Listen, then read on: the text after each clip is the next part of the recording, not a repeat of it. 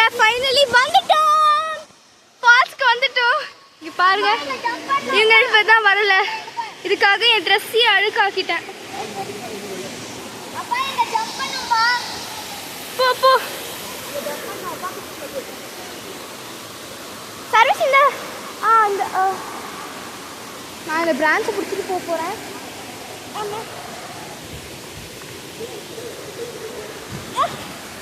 வந்துட்டேன், ஃபைனலி வந்துட்டோம்.